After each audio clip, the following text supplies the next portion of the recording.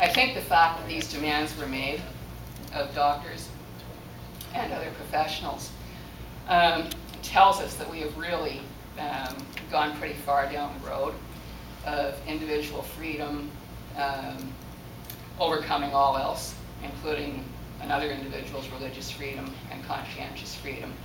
I think we can always expect a certain amount of conflict. Some of these services are legal, they just don't happen to be moral. And so, yeah, they are going to have to be worked out on a case-by-case individual basis. But I think the principle of the doctor's professional freedom and religious freedom does have to be upheld.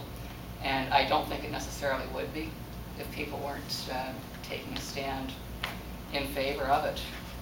We've had very similar things happen, incidentally, in the physicians' colleges in Alberta and Manitoba.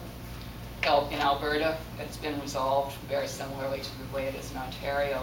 Manitoba, I'm not so sure.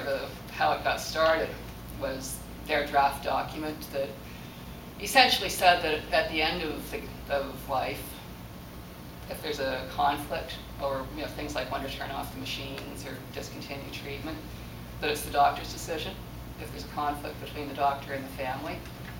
I don't think very many of us would agree with that.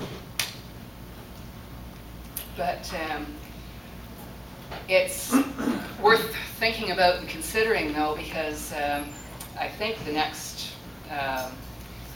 anti-life legislation that we're going to see, we've already had an initiative, I'm not dreaming up any of this, is euthanasia.